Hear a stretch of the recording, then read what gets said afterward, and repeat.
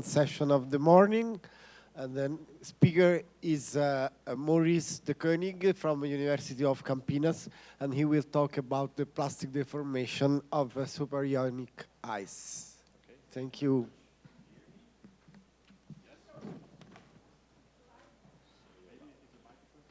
Is it turned on? I think it's turned on. Is it not turned on? Yeah.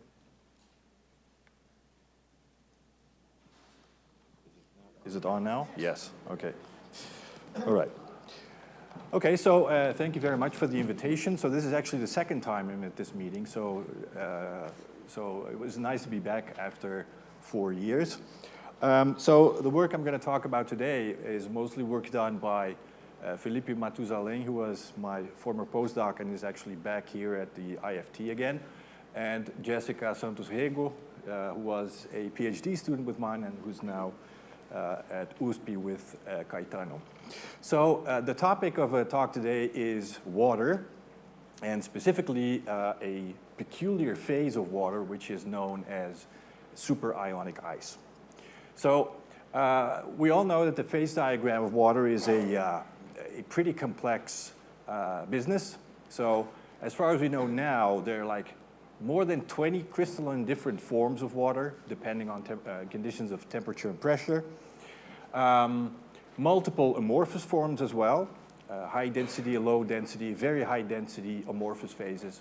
And also, there are indications that there may be 3 different liquid phases. One is the one that we know, and 2 are liquid phases in the supercooled regime. Now, most of them are molecular phases. That means the basic ingredient of the phase is a water molecule, H2O. Now, there are other phases, and like the superionic one I'm going to talk about today, and there were actually theoretical indications in the 1980s from simulations that this form might exist.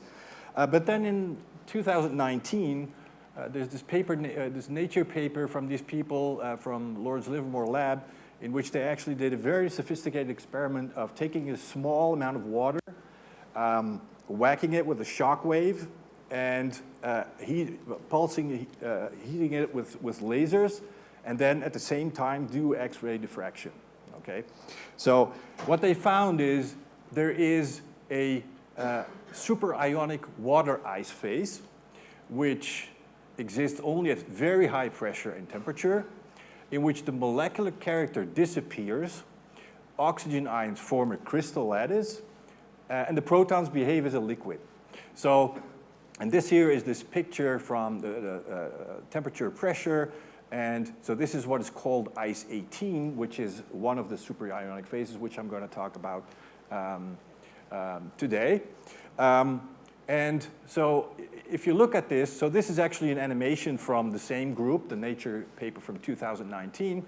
So the blue spheres are oxygen ions, so they're just sitting on a lattice, and the white spheres are the protons, and you can just see that they diffuse through as if it were a liquid. So it's actually funny because this is kind of the opposite what you have in a metal, right? In a metal you have the positive ions, you have the electron fluid thrown through, and here it's the opposite. So you have negative ions, you got the protons flowing through this system. Okay, and they claim this is even a new state of matter, so that's probably why it made a Nature paper as well. Now, you might ask, so why would we care about this? Because this is not something that shows up on Earth, right? Because the pressures are of the order of 300 gigapascals, and temperatures are 4,000 K or 5,000 K or even higher than that. So you can actually never do an experiment, a static experiment on this phase in a laboratory on Earth. Okay, now. Even so, it is believed that this kind of phase is actually quite abundant in the universe, and specifically in 2 members of our planetary system, Neptune and Uranus, which are known as the ice giants. So there is actually quite a bit of evidence that a large portion of these planets is actually formed by these kinds of phases. So this is a picture from schematic from a paper in 2022 in which they have like this the shell structure of Neptune and Uranus. So in the interior you have like a rocky solid core. Then the green part, which is a large part, is the FCC superionic solid. That's the ice 18, which I will talk about more in a minute. We have this other superionic phase, BCC, which is a smaller portion. Then we've got an ionic liquid, and we've got gas phase on the outside. And basically, the paper claims that the conditions under which that are in the interior of these two planets are very close to what they were observing with this specific phase. Now, an interesting point is actually the following, but even then, why would we even care, right? These two planets are actually special if we compare them to other planets from our planetary system. And the thing is, these two have large magnetic anomalies. So basically, if you look at these two pictures, these are schematics. So this is Uranus, and this is Neptune. So this is the rotation axis of the planet, and this is the magnetic axis. So there's a huge angle between the rotation axis of the planet and the magnetic axis. The same goes for Neptune. And not only that, if you try to fit something like a dipolar model to it, like here, actually the center of the dipole is shifted. So it's not at the center of the planet, but it's shifted away, okay? And this only occurs for these two, right? So where do these anomalous magnetic fields come from? And that's actually the main or the big question that people try to resolve, and we try to hand a piece to them with the work that we just did. So what is being conjectured is also always in these planets you have these convective flows of matter, right? And people do not know how these things flow. So essentially, can we learn something about the flow behavior of these ices? So that's actually the main purpose of the work that we have been doing. So, and actually there are some comments here from this very Nature paper, just read it out. So the observation of crystalline lattice of oxygens indicates that superionic water ice should indeed behave similarly to solid, with a viscosity several orders of magnitude larger than typical fluid values. Fine, it's a solid. Then there's the other one. Therefore, the characteristic of super ice flows within Neptune and Uranus are likely to be more similar to those of slow convection within the solid Earth mantle than to those of rapid swirls of the iron fluid in Earth's outer core. So let's see what these two are, because there are numbers for those. So the lower mantle, there's very sophisticated experiments. They measure it. I have no clue how they do it. But the mantle flow is 10 to the 22 pascal second. That's what the value is for the lower mantle. And if you go to the inner core, it's between 10 to the 3 and 10 to the 11. All right? Now, the question is, what is the viscosity of flow in these superionic ices? So that's a question we want to try to answer. Now, first, because this is a solid, right? And viscosity, typically we always assume that this is something related for it's like a liquid or a fluid, right? Not a solid. But even solids can flow. And the basic mechanism for that is what's called a dislocation mechanism. So basically just look at this picture here. So this is like a perfect crystal. And what I want to do is just take the top half of it and just shift it to the right by one lattice spacing, right? So how do I do that? Well, you could, in principle, cut all the bonds at the same time and then shift it rigidly, but the energy cost to do that would be really, really very large, so that doesn't really happen. So what does happen is you basically introduce a small distortion in which you move one part at a time, and this thing basically propagates through until it reaches the end, and then you have accomplished a shift by one lattice vector. So this is what is called the dislocation mechanism, okay? Now, based on this, let's see, you can actually compute an effective dislocation velocity. So it's not really important to understand all these formulas here. I'm just going to just give you an idea. So basically, you can imagine that if these dislocations move fast, and there are a lot of them, it will be easy to flow. That's basically the idea, okay? So there are two relations here. So one, this here, epsilon dot, this is deformation rate or strain rate. This is the dislocation density, how many of these lines are there in the crystal. This is the Burgers vector, which is just the lattice spacing, basically. And this is the mean dislocation velocity. Okay? So this is an important parameter. Now, these dislocation velocities, if you are in the linear regime, meaning if you are not applying very large stresses, the velocity will be linear in the stress, and there's this prefactor, this coefficient. B again is this lattice parameter, and this capital B is what's called a dislocation drag coefficient. So this basically will determine what the velocity, the steady state velocity of dislocation will be if you apply a certain stress sigma. And you can basically put these two together because viscosity is defined as stress over strain rate, and that will give you this expression here. So the whole idea of this, what we at the end of the day want to do is we want to determine this guy B, and we will have to say something about this rho. This one we know, which is just the lattice parameter.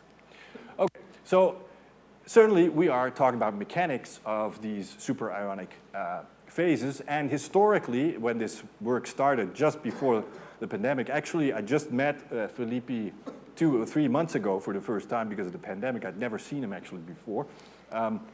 So we started off with something which is known as ideal shear strength, which is an idealized strength parameter for a perfect crystal. So there's like this cartoon. I'll say a little bit more about this in a second. And then after that, we're going to try to talk about the viscosity of dislocation motion. Okay, so let's first go to this ideal shear strength. So what is that? So basically, imagine just a piece of material, there's no stress. Then you apply a small stress, or you're in a linear elastic regime. You will get basically certain stress, and the strain will be linear here, so the straight line. Once you start to increase the stress, at some point this relation becomes non-linear, still elastic, because if you take away the stress, it will go back to the original format. And at the end of the day, of course, at some point it will just break, right? So this is the phenomenon that we're talking about. So, and what we did was, okay, let's do some ab initio MD calculations based on DFT. So we use the CP2K code. There's some parameters here which are not really that relevant. And we looked at an FCC phase, 144 oxygen ions in it, and looking at different temperatures. So 2,500 to 4,000 K and pressure between 330 and 350 gigapascals. And basically, so what we would be doing, so this is the undeformed cell. We start to deform it. And at some point it would just break and form a stacking fault here. So that's how it fails in this case. And if you look at the stress as a function of the strain, we'll just see this typical shape here. So it's linear elastic, will bend off a little, will break, okay? So what's the information that we can get from this? Well, there are a number of parameters. So one is the ideal strength. That's basically the maximum stress the system can resist. The other one is the shear ability, or the strain it can resist. And of course, you can also back out something like a shear modulus from the slope of this curve at zero stress. Now, of course, this will just give you a number, so it doesn't tell me anything, right? It's 3, so what, right? So what we need to do is compare this to something else. And for this particular ideal shear strength, there's a whole bunch of data which has been obtained over the years for many different systems, metals, semiconductors, and whatnot. And what's plotted here is this ideal shear strength, the stress that the system can sustain, divided by the shear modulus, so it's normalized, with respect to the shear ability. And you see all this cloud of different metals here. So this is diamond, is all the way up there. And you can see that all these systems here are characterized by directional bonding, so like covalent bonding. Now, as the directionality of the bonding goes down, you basically walk down this path here, and at the end, there's even something like solid helium, which is a quantum crystal, but it's a totally adirectional bonding type, right? And Another interesting thing, and that's actually the point that when we found this out that basically drew us to looking at the dislocations, all these materials here are easily deformable plastically in practice, right? So that was the question that we asked, okay, maybe this system is easily deformable as well. Actually, it's interesting, this line here, this dashed line is known as a modified Frankel model, which is basically almost like a pseudo-universal description of these materials. Okay, so now let's go to the viscosity of dislocation motion, right? So you could say, okay, let's do DFT calculations, right? Well, the problem is the following. We cannot do that. And why not? Because there are too many particles that we need to give a reasonable description of the system, something like 100,000. It's impossible to do 100,000 particles using today's DFT capabilities. So then what? Well, then we came across this paper here. So this is deep neural network potential. So this is a way in which you use data, say from ab initio calculations, to train a neural network to reproduce those data and use this neural network in large-scale simulations. So that's exactly what we did here. So, so I'm not going to go into details. So this is basically a scheme of how you apply it. So you first generate the data. That's what we did. Then we trained a model. This model is interfaced with a classical MD code, so LAMPS. So based on this model, we basically can run LAMPS, okay? All right, so, so what we would do is we actually use those deformation data from the perfect crystal. So we have like a stress strain curve here again. We would take several snapshots along for different stages of deformation, include those in the training set, and to fit the data. So we got something like 1,900 configurations from different temperatures and different deformation stages. And so this is a quick plot that shows the correlation between the deep potential results and the DFT data for these calculations. So we got like total energy, total pressure, shear stress, and even the individual forces on the particles. All right, so then what we do, okay, we take this model now and we do deep MD dislocation simulation. So we use the LAMPS code. We actually ran a simulation with 80,352 oxygen ions, which is totally impossible to do with DFT, of course. We looked at an edge dislocation, which is a particular dislocation which is dominant in this kind of FCC structure. At the constant temperature, 3,000 K, and a time step of 0.4. So what we would do, so this picture actually only shows atoms that are in defected region. So this is a surface. This is now the surface here, and here are the two dislocations. And what we would do is just apply a shear stress in that direction and then see what happens. And so there it goes. So the dislocation sitting here, and it's just equilibrating in the beginning, and it will start moving to the right. And this is what we would do. So now we know a stress, and we can measure by how much this dislocation moves in time. So we record its position as a function of time. And that's what's shown on the right. So we got dislocation position as a function of time. So you can see in the beginning there's like a equilibration stage, and then eventually it reaches a steady state in which the position varies linearly with time. So we can back out a velocity, and we do this for different applied stresses, right? Now, with that, we can plot dislocation velocity as a function of applied stress. So these are the 4 dots that correspond to the data that we backed out for those 4 different stresses. And from that, recall that we had this relation which links mean velocity to an applied stress, and we know what B is. So we can back out this B here, which is the friction coefficient, basically the drag, okay? So it turns out this is 1.1 10 to the minus 2 Pascal seconds. Just to give you an idea, if you go to copper at ambient conditions, pressure and temperature, that factors 10 to the minus 5. So copper is much more easily deformed than this phase. I mean, the conditions are totally different, of course. Huge pressure in this case, and it's just a different material. But still, it's pretty high, right? But then let's see if we can actually do something like computing an effective viscosity and see if we can compare it to those two other values that were mentioned in this 2019 Nature paper. So we've got this expression for the viscosity. This is what we just backed out from those simulations. This is the Burgers vector. And now we need something for rho. Rho is the density of dislocations. And density of dislocations is not an equilibrium property, so it depends on deformation history. So if you have undeformed ionic covalent crystals, this is something like 10 to the 7 per square meter. And if you go to highly deformed metals, it can be as high as 10 to the 16. Of course, we cannot say anything about what the dislocation density is on Neptune and Uranus.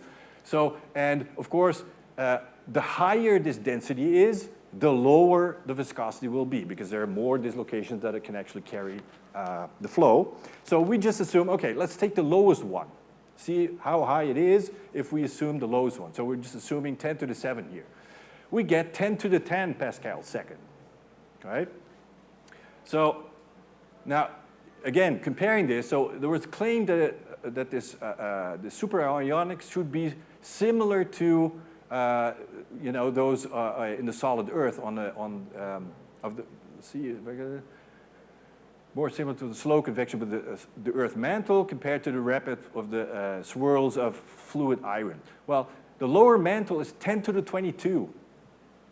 We get 10 to the 10.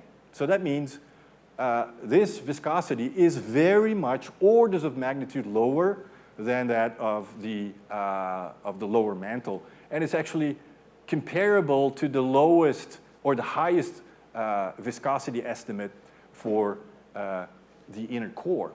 So basically, this means that there are these sophisticated models which are called dynamo models, which map or describe the formation of planetary magnetic fields based on internal convection currents and things like that. So with this is an element that actually should be brought in at this point. We do not know what the effect is, but it certainly is a new element which people did not assume before, okay? So I think I'm almost running out of time. So the conclusions, so we actually got new insight into condensed phases of water of this superionic phase. What we find is very easily deformable. Of course, this is on astronomical timescales, right? It's still a high viscosity if you compare it to, say, glasses on Earth, right? So it's not that easily, it does not flow that easily, but in relative terms, it flows very easily. And the other thing, which I think is nice, is this DFT-DP modeling combination is a prominent way to be able to make do accurate large-scale simulations, and this is actually being done on several avenues now. And so with that, we were actually happy to have this published last week in PNAS. It would not have been possible without Felipe and Jessica, and we actually even made the cover. So with that, I thank you, and I'll be happy to take any questions you may have.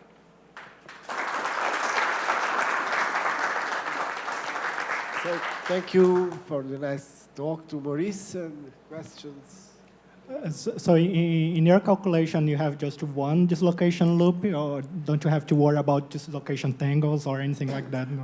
I mean, we didn't even look at that. I mean, so we only have a single straight dislocation. It's not a loop. It's a single straight dislocation. That's why we don't have periodic boundary conditions in this direction.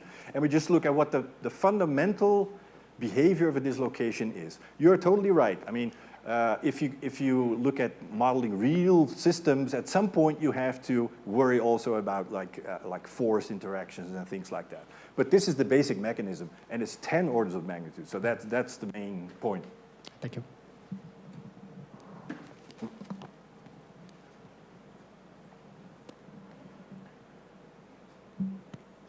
Very nice results, Maurice.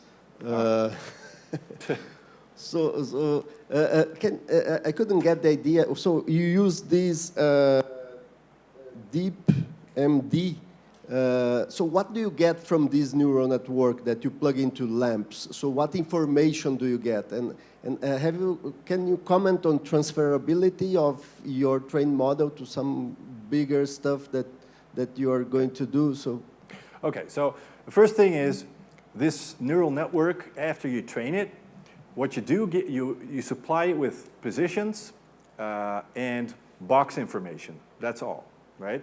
It will give you all the forces plus the virial, and you can compute the stress.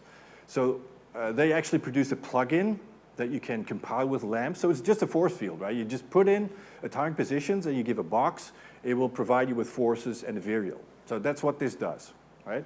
The question about transferability. In our case, this model reproduces our stress strain curves that we get from the small system, okay?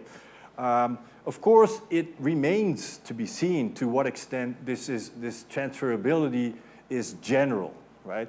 But I'd have to say this, there would be no other possible way to get this done if it were not for this kind of neural network model, because there are no semi-empirical models for superionic ice. How would you fit it? I mean, it's really complicated. And the nice thing about the neural networks is that they're very flexible, although at the end it's a black box, right? So you have no physical insight from it like you may sometimes have from a functional form, right? It's a black box, but it's designed to reproduce ab initio data, right?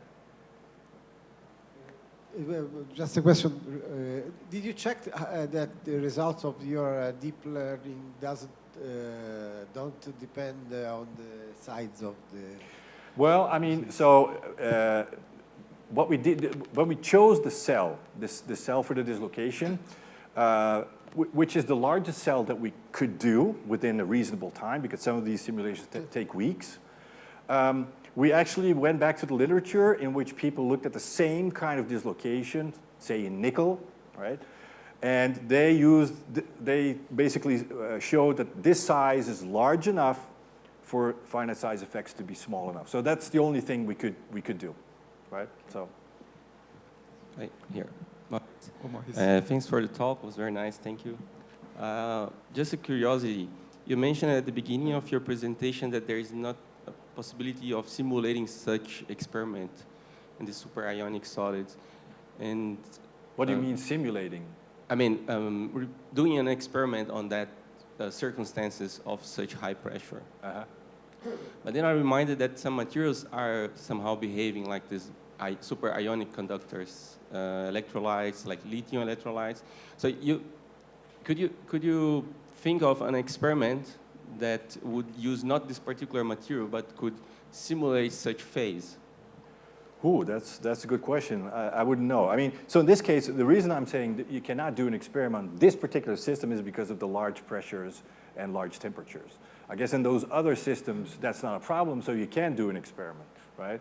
I'm not knowledgeable enough to have information regarding other superionic phases. So we basically just focused on this phase. And we're actually now looking at the melting behavior of this phase. So we can actually compute something like Gibbs free energies of the liquid phase and the solid phase. We can say something about latent heat and things like that. So, but I wouldn't know. Okay, thank you. Maurice, congratulations for your work. One thing that I was curious about, if you can comment on the role of the protodynamics on the dislocation mobility. Okay. So the other point is, if you could rolling out other mechanisms other than the dislocation mobility. Okay, so let's take by part. The roles of protons. So that's actually something I didn't put in here because I only have 25 minutes. So we actually checked that. Felipe was something who came up with that. What we did, we had, so the initial simulation of the ideal shear strength. So we had actually two versions of that. One was with the explicit protons there, and the other in which we just replaced the protons by a constant positive background density that neutralizes. And there's basically no difference. So it suggests that in this case, the protons are there only to provide a positive background. They're not real, there are no correlations somehow, right?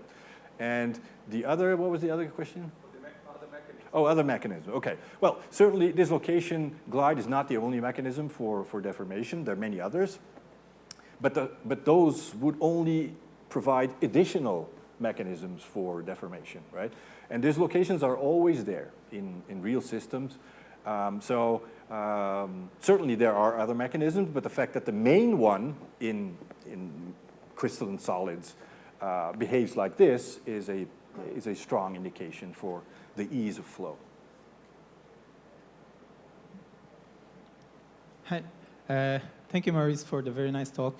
I have just a small technical question. Yes. Linked to this deep learning training of the potential, okay? Uh-huh. So I understand that you assume a local approximation, let's say, for your potential. That's reasonable. My question is about, you train the neural network with a finite set of configurations of your ions, right? Yes, yes. Do you have any way of flagging a configuration that is out of the training region? That Well, okay, so in fact, that might because arise.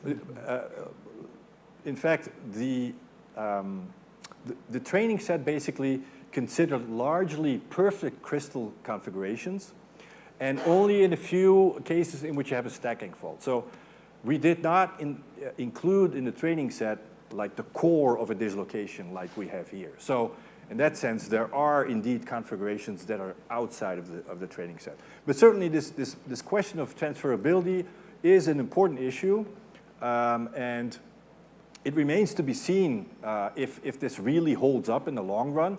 But at this point, this is all we could do. I mean, there is nothing else we could do at this point to provide a better verification, because we cannot do this large a cell using DFT calculations. Yeah, of course. Thank you.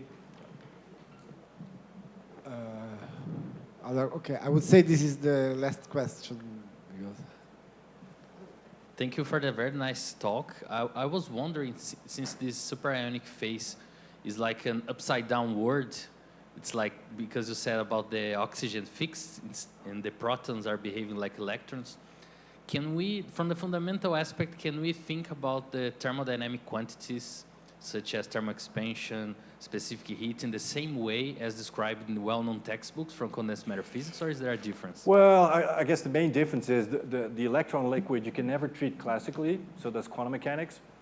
In this case, the protons actually behave as a classical fluid. So if you look at the Broglie wavelengths of the protons, they're very much smaller than the average distance between them. So in that sense, the fundamental difference, usual solid-state physics, electrons are always quantum, never classical. In this case, it's a classical fluid, really. Okay. So let's thank again Maurice for the talk. Thank you. And we go to the